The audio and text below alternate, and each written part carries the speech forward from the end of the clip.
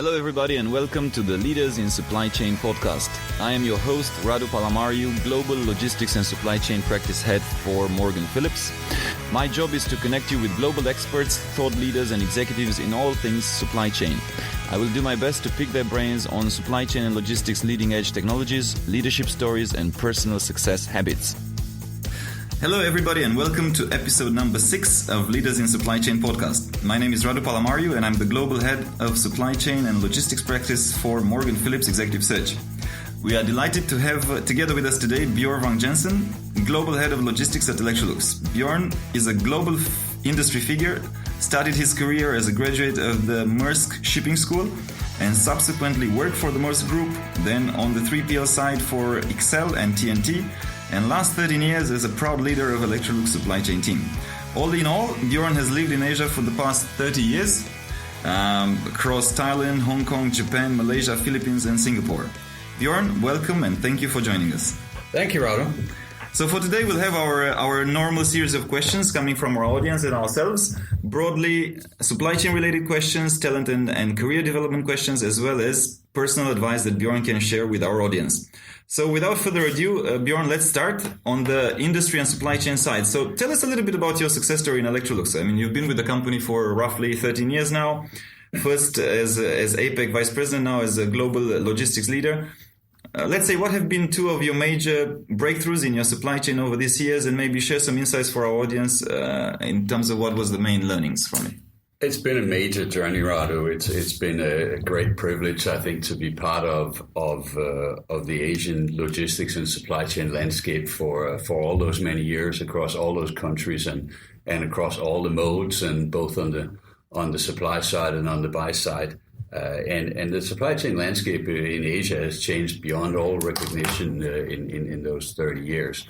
I was privileged to work in both developing countries in that period of very, very rapid development in Southeast Asia in the late 80s, early 90s, and contrast that with working in a highly developed country like Japan for almost 5 years with a very, very, very different kind of supply chain, then back again via now very developed countries in Southeast Asia where the supply chain was changing from a very transactional to a much more strategic and planned network type of activity, and then finally ending up here on the buy side 13 years ago with Electrolux was maybe the biggest shift of them all.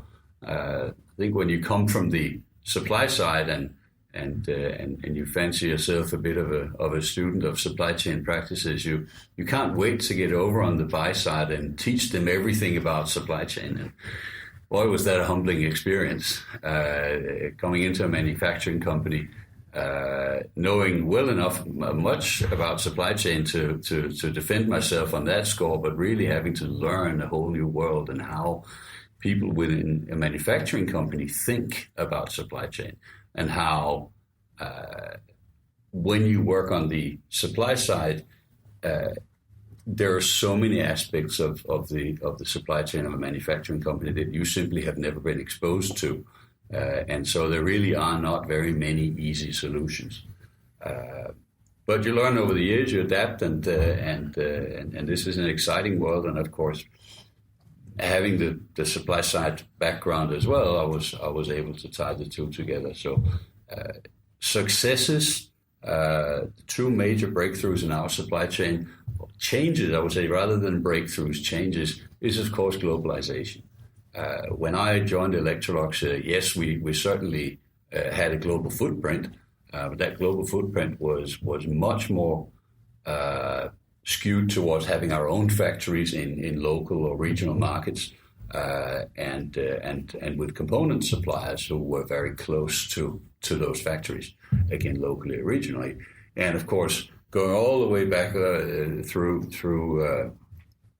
that very rapid globalization from 2004 to 2009 was a big shift to OEM manufacturing, to sourcing components far away in low-cost countries, to looking very closely at our own manufacturing footprint, which has been dramatically reduced in terms of number of factories and much more regionalized over all those years.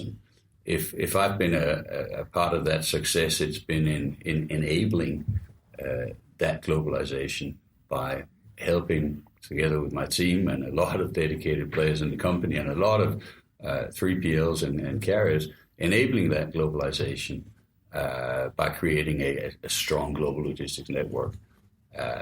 While at the same time doing that with a team that's literally spread all over the world. We don't sit here in a big supply chain bunker in Singapore. My team of 22 logisticians are literally spread all over the world on every continent. That's been personally very rewarding for me to see that team grow. The vast majority of the team has been with me from day one. Wow. And so we have a huge base of experience now, and there are frankly very few things that can surprise us. Yeah. And very few things we can't deal with, I say, while knocking on wood. So insights that other supply chain leaders can work from. It's all about the team that you build and the trust that you place in your team and the autonomy you place in your team. You cannot run a globally responsible and globally based team unless you give serious autonomy levels to your team members. And of course, it goes without saying that this means you have to staff your team from day one with people who are worthy of that autonomy and whom you have a great deal of trust without having to manage them on a day-to-day basis. That's been a huge success, and that would be my advice to other global leaders. Yeah, thank you for that. And we had a very good question from Abdullah, who was talking a little bit about the huge volumes that Electrolux obviously has. So he was saying that, of course, you have significant bargaining power to maintain direct carrier contacts. But would you say, Bjorn, moving forward, there are opportunities also for freight forwarders to add value to the Electrolux supply chain? So it's a great question, and the answer, of course, is yes. But let me backtrack a little bit and talk about these volumes, because it is true that we do control an enormous amount of volumes, especially in terms of container trade. In the last 13 years, if you look at the Electrolux top line, it varies depending on exchange rate and global financial climates, somewhere between $15 and $18 billion a year. It's a pretty straight line depending on how you scale the y-axis, but if you then superimpose on that top line the development in containers that we have moved over the same period. We started 13 years ago with, let's say, 13,000 TEU. This year, for the first time, we will almost certainly break 200,000 TEU. That's a very interesting two lines to look at, right? Because what it's really saying is the top line, it changes a little bit here and there, but there's almost exponential growth in the volumes. And how is that? Well, that's globalization in two lines on a chart, right? Yeah. And I'm quite sure that many other companies see a very similar trend. But it is quite mind-blowing when you see that chart. What that means when you get up to this kind of volume, Abdullah is absolutely right. Of course, we have great leverage, and there is more sense for us in using carrier direct contracts, no doubt about it. The point here is that that's not necessarily just whether you can use a forward or not. It's not a function of your volume. It's a function of your needs, and it's a function of your sensitivity to price. Okay, so with the average value of our containers being quite low, we are extremely sensitive to shipping rates. There's no doubt about it.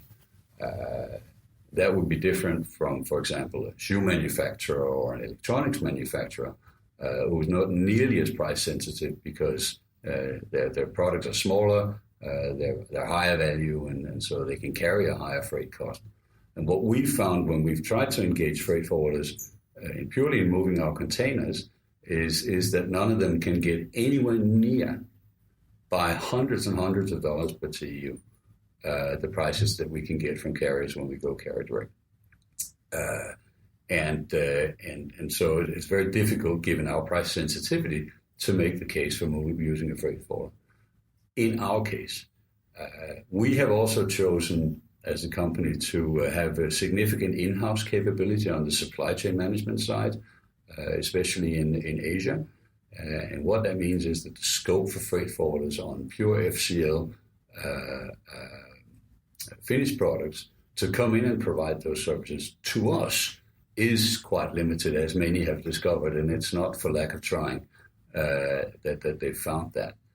Having said that, there are value-added services that freight forwarders provide that we avail ourselves of. We use freight forwarders, 3PLs, NVOs, call them what you want, for things like consolidation services, buyers consolidation in China. We, of course, use them for customs brokerage. We, of course, use freight forwarders for air freight. Naturally, for the expedited freight, we use the big courier companies. And so I would say for Electrolux, that's kind of where the scope is for a freight forwarding company. But other companies may be very different. Yeah. Right? And probably for the contract logistics side, right? Yeah. That's where of course. The contract logistics side, absolutely. We're a mixture, I would say, and that varies quite significantly by region. We're a mixture of in-house operations of our distribution centers and outsourced operations. Mm-hmm. But there are multiple opportunities there, especially in the multi-user space, and also on the transport side. Let's touch on that. I mean, if you really look at the global Electrolux spend on logistics, as near as we can tell, because it's sometimes difficult to gauge. To gauge, but we are right there where most modern industrial companies are. So somewhere around 10% of the top line, right? So that would make it probably around $1.5 billion a year. I would venture a guess that 80% of that is road and rail transport and warehousing, regionally and domestically in single countries, right? So there are huge opportunities there as well for NVOs and freight forwarders to address. Yeah, and I mean, I guess that's also what we're seeing in terms of the industry in general, the 3PL industry. I think that more or less all of them, or some of them, are trying to be more of a solution provider, and freight is a commodity, or it's become very commoditized. Freight is a commodity, and I think when I have conversations with freight forwarders around ocean freight, most of them will tell you today that it's not actually the arbitrage on the freight that they make money on. It's the surcharges and the ancillary services and the origin charges, the destination charges.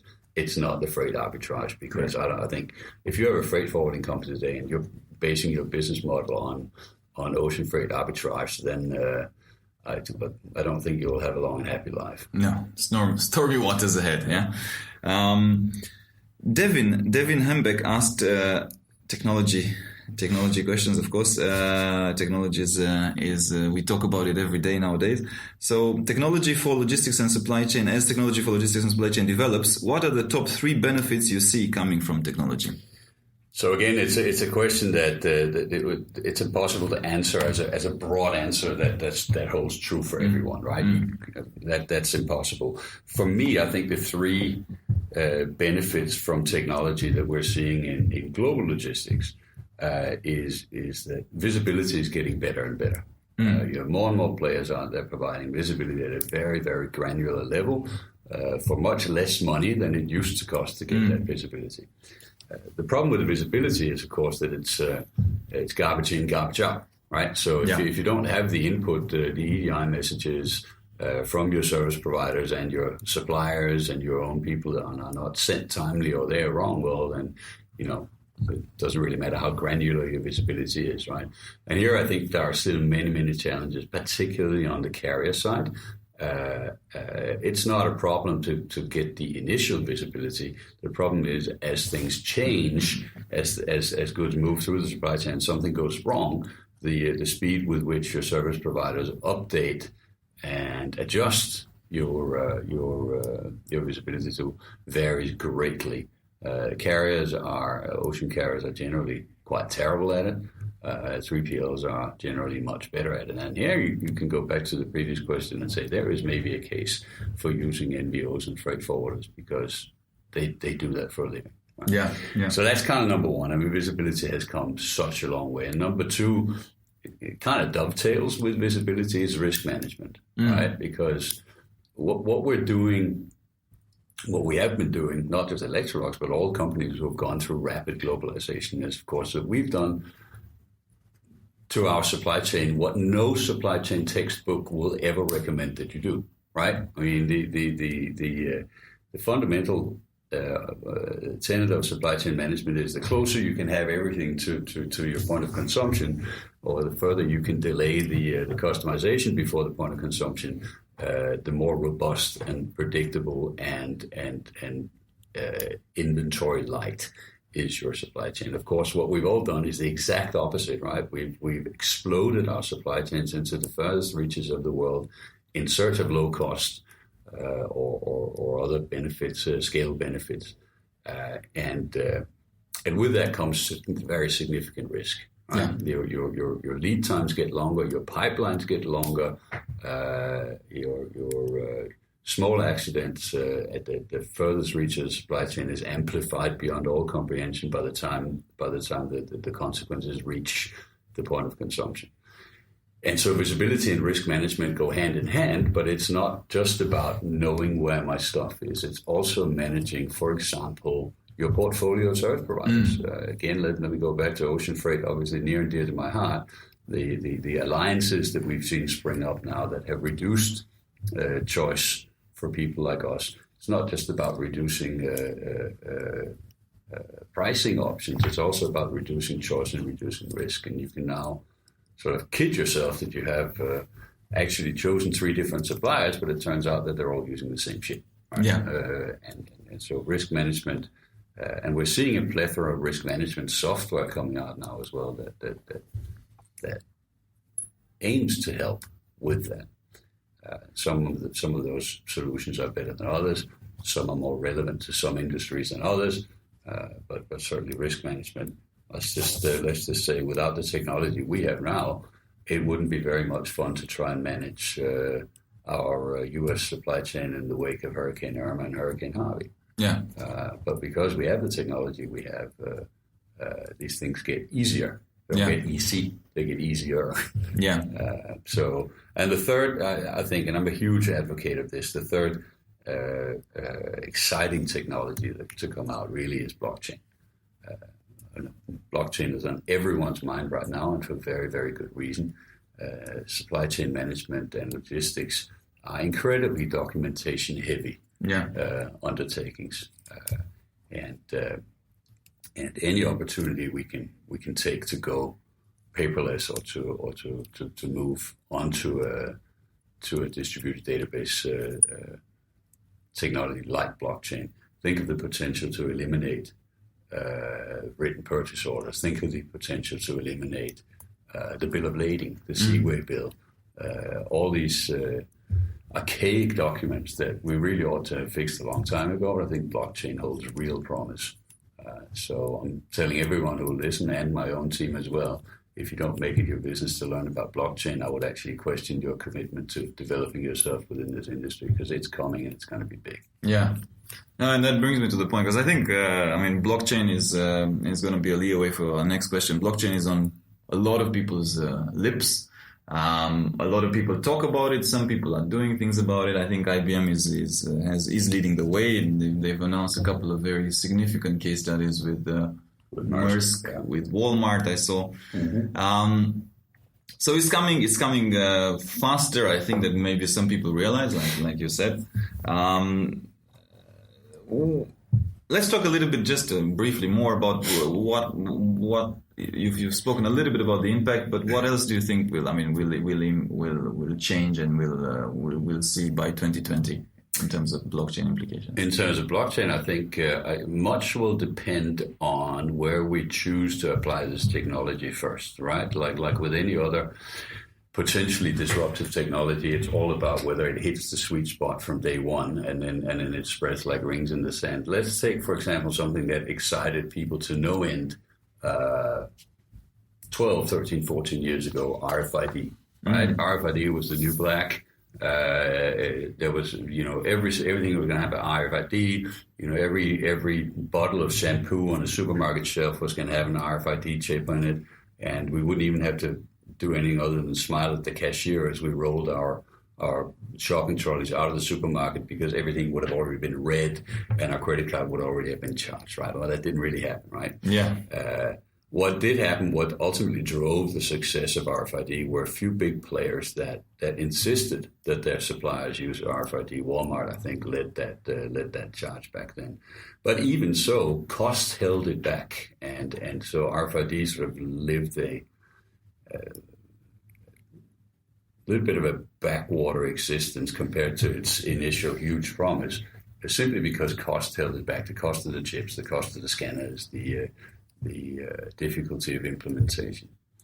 Blockchain is a little bit different in that there really isn't a whole lot of cost and difficulty of implementation. This is not a physical thing where you have to make sure that all packaging has now got to be redesigned to contain RFID chips and all that sort of stuff.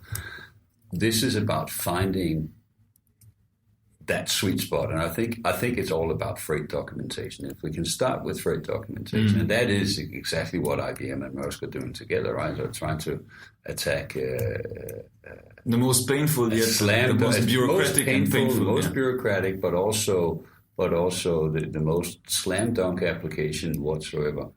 Get rid of documentation, because that documentation frequently gets lost today. And let me tell you what, if you lose a bill of lading or you lose a weight bill, the repercussions can be huge and expensive, right? Yeah.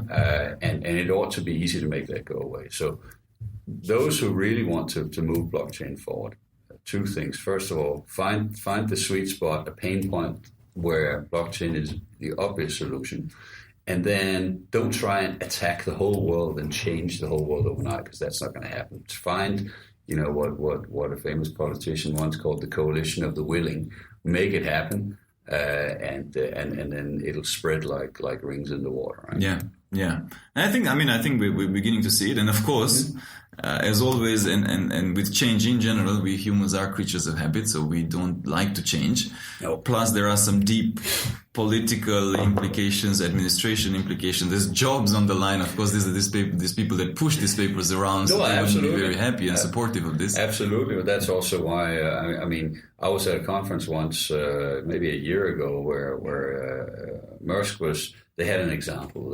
They said, we've investigated how much paper is involved in moving a shipment of cocoa from Nigeria to Rotterdam. And he pulled out a stack of paper. He said, there's about 37 centimeter tall stack of paper that's ultimately involved from the seller starts selling until the buyer has the cocoa. And that was a very interesting example. I don't know whether there were 300 pages document, something like that. But to me, it was, yes, that was interesting. And for wow factor, it's cool. But that's not where you're going to start your implementation then, is it? Right? Because as you correctly say, those 300 pieces of paper, especially in economies, in developing countries, you're right. There is a lot of money and there are a lot of jobs attached to those pieces of paper. What you need to find is, in my opinion, and we need to start implementing it, is from developed countries to other developed countries. Countries that probably already have enacted between them and for themselves a significant liberalization of requirements. So I could see, from China to the US, I could see from Europe to the US to Europe. Let's start it there. And I think Singapore, rather than trying to find the biggest beast in the jungle and attack that, because you'll never do it. Start small. And Singapore, I think, will also have a very important part of that. You're right. I mean, it's we just got to get a few of the success stories out, small but start, and then it will roll on. Absolutely. Super. Good question from Nabil. E-commerce is growing. It's growing everywhere, all over the world. What is Electrolux doing in terms of reaching your customers via e-commerce channels? Well, Amazon is being mentioned here, and we are a proud business partner of Amazon in many parts of the world, predominantly in Europe and North America. I think if you're an Electrolux, you find yourself, or in a similar industry as ours, you find yourself in an interesting sort of a little bit between a rock and a hard place. it is very clear that developing, an Amazon-like distribution network on your own is a fool's errand. Yeah. Right? The costs are astronomical. We don't have the volume. It's a pure scale game, e-commerce, right? And so it's really going to be more a question of which horses do you bet on, right? We've so far bet on Amazon and on Alibaba. But the other hard place that you're up against is that we, of course, remain a big box retailer supplier in a very, very big way. Our 20 largest customers are all the big retailers in the world, right? Whether it's IKEA, it's Lowe's, it's Sears, it's Walmart, it's a whole host of out here in Asia, Harvey Normans and Good Guys, and there is a tension in the air because, of course, we have to be very careful that we don't anger the retailers by shifting too much through the e-commerce channel. On the other hand, we also have to leverage scale in the e-commerce channel. So there's a balancing act there. I'm not sure we're finished with calibrating. Yeah. But at the root of this question is, does Electrolux believe that e-commerce is coming? And I can tell, yeah, we believe e-commerce is coming. Digitalization and e-commerce, and not just the e-commerce in terms of the sales transaction. Yeah. And not just the e-commerce in terms of the logistics transaction, the physical delivery and the installation. It's not just about that. E-commerce has a whole different promise in terms of tying in a consumer to you on what we call the 360 consumer journey. If you imagine an infinity loop, somewhere in on any given point in that loop, you can put the sale. But after that comes the onboarding, the ongoing experience, the servicing, the addition of services and accessories. Reverse logistics, returns, repairs, yeah. And then ultimately, of course, hopefully the consumer continues along that infinity loop and comes back to where the next sale occurs. And e-commerce holds tremendous promise for us to develop that even further. We've also made a couple of e-commerce related acquisitions. Of course, last year we bought a small company called Anova. Anova makes sous vide cookers based out of San Francisco. And Anova is nearly 100% B2C under their own steam. And that's been a tremendous learning for us, working with these people. And it's quite interesting that the small company, there were 27 employees. 27 wow. Employees and a whole bunch of contractors, of course. Absolutely.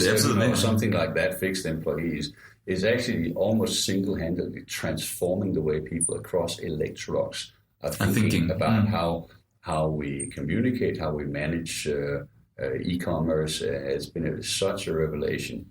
Wow, that's impressive. Yeah, very, very impressive. But there's also a very impressive company, also a very impressive product, which you should of course purchase on anovaculinary.com. 2 seconds commercial. Yes. No, but I mean that's incredible actually. What a story, right? And it is a great story. We had also Charles Brewer, the CEO of DHL e-commerce, in one of our previous podcasts, and because you said that the e-commerce is coming, actually, probably e-commerce is already here and it's just going to grow. And Charles was saying that the train has left the station. I mean, now you better get on the train or get hit by the train. There's no two ways around it. You'll be left on the station. Yeah, we'll be left on the station. Yeah, I mean, it's there's whole. Deserted streets in the US of empty shops. It's happening at the large scale. Absolutely. And when you are over, I mean, I just spent a couple of months over in the US actually on sort of a combined holiday and business, during which we rented a couple of houses. Like almost never visited a shop during the time we were there. I mean, half the time. You would order something on Amazon in the morning, and by 1 p.m. there'd be a guy going, "I have a package for Bjorn Jensen." You're like, "What?" That's fantastic. Okay, right. I mean, okay, US is a great story, but also China. What Alibaba is. Absolutely. I mean, the capabilities of logistics that they have, it's just phenomenal. Unreal. Brita has a interesting question as well. So, did you already at Electrolux consider using the empty space in washing machine to fill it with other shipped items? Yes, we did. I mean, it's a good question, Brita. It's a creative question. It's a question we asked actually many years ago. We looked at it, I think, about 10 years ago, whether we could, for example, put smaller appliances inside larger appliances and thus utilizing the empty space. Because it is very true that when you ship 200,000 containers a year, you're shipping a ridiculous amount of air. Right? Yeah. Imagine chest freezers and whatever. It's almost a ratio of 1-9 product to air. Wow. And refrigerators are the same. Perhaps washers and dryers not so much, but definitely it was something we looked at. We found it to be impractical. Because maybe Electrolux specific, but the products that we had that could fit inside larger appliances belong to a different division, which has had and still has a very different supply chain footprint from major appliances, which meant that we would then have to start introducing deconsolidation centers, redistribution, double or triple or quadruple handling.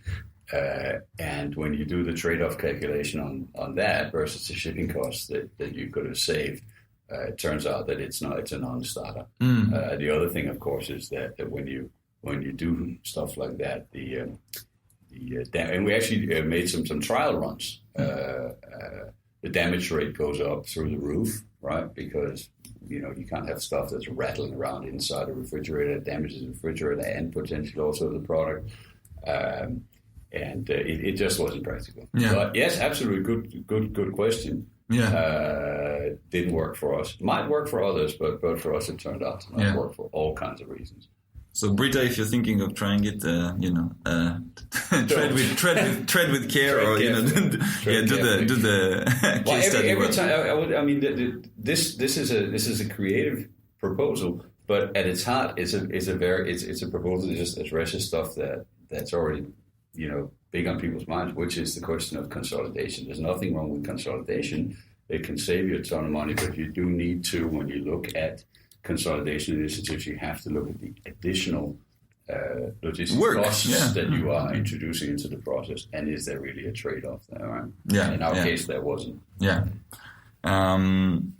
Matthew Gallagher is asking, back to the freight forwarders, a very straight question, Bjorn. Do you think that freight forwarders are dead men walking? And with all the tech talk, who will pay for the investment before we see the return?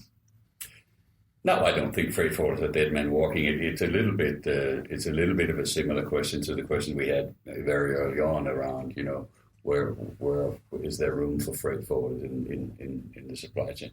There's absolutely room for freight forwarders. I don't see. First of all, just because there are some large customers who develop in-house capability doesn't mean that there aren't a whole lot of SMEs and medium-sized and small customers that don't have the need for freight forwarding services. We also have need for freight forwarding services. The question is, which services do the freight forwarders base their business model on?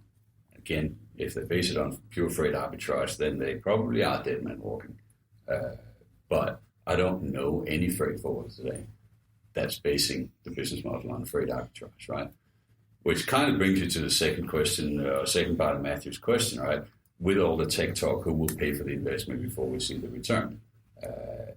So Matthew kind of answers his own question. Tech is technology, and providing technology is the price of entry today for a freight forwarder.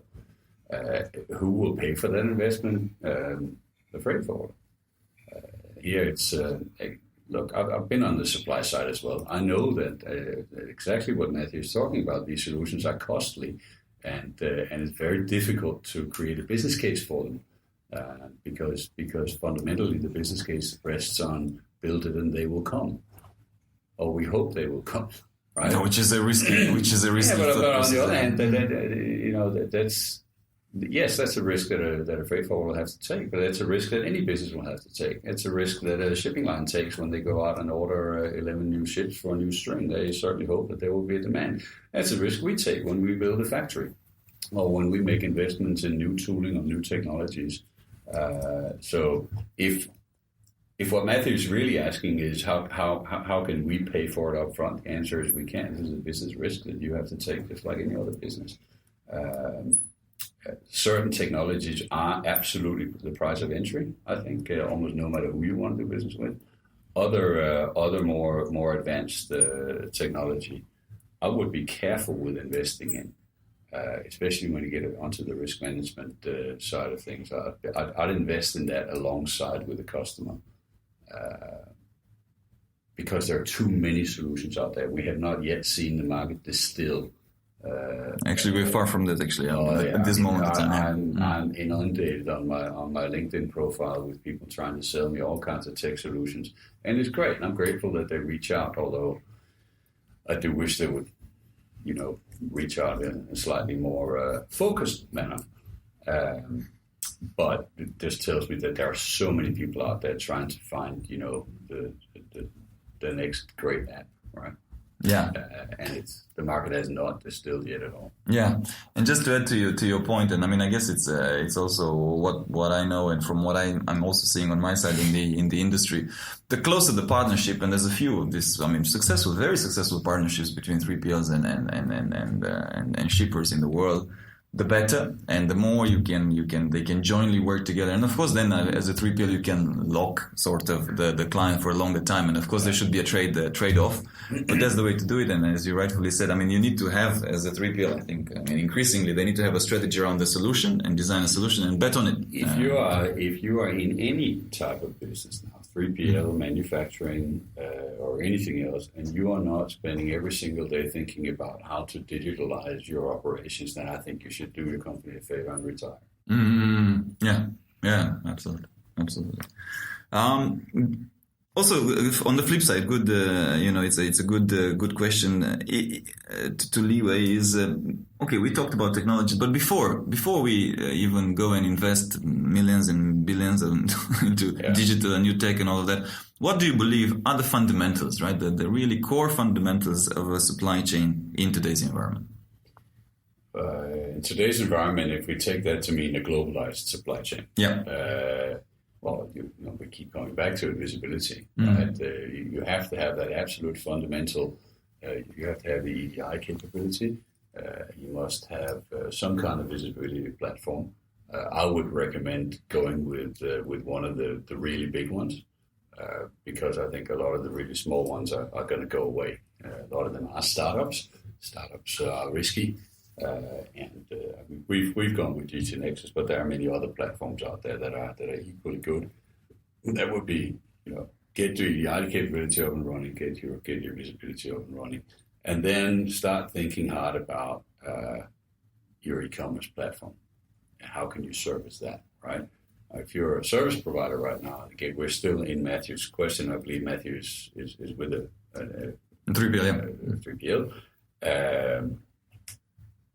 Here we really can talk about being left at the station if you don't invest, right? I mean, that's one of the things that I've learned quickly. It's amazing. I still have lots to learn. When I got involved in the integration of the acquisition of Anova into Electrolux, very often my team are the first boots on the ground when we've made an acquisition, simply because you have to. I mean, the key, the backbone. Yeah. Well, first of all, generally.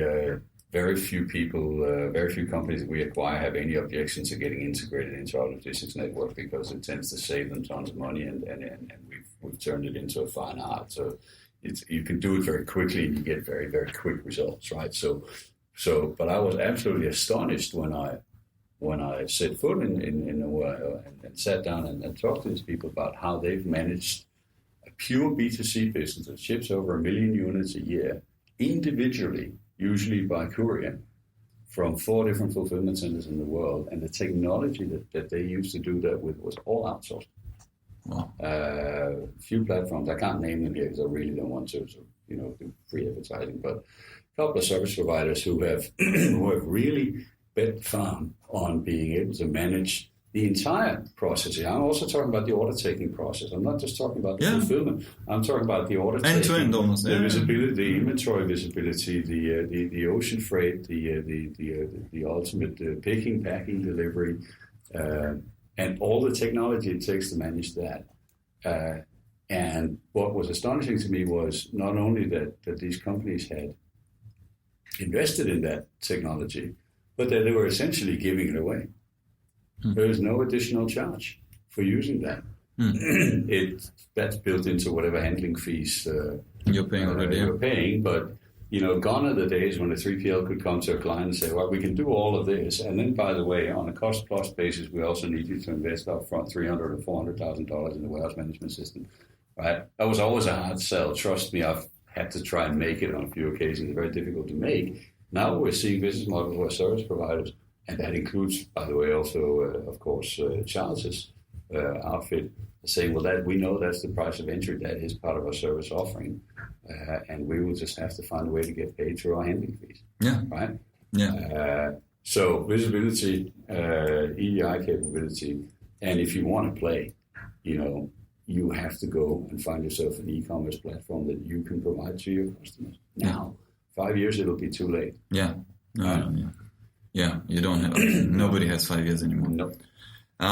Final question on this segment. If you were an investor, which supply chain technology related startup would you invest in and why? Startup? That's a good question. I'd rather not name companies. I would say, I already answered the question. Yeah. I would find those that I really believe in who've already gotten traction in integrated e-commerce platforms that they either provide themselves or that they license to service providers or companies. I think that's really got legs. That's what I would invest in. But as to whom I would invest in, I honestly don't know.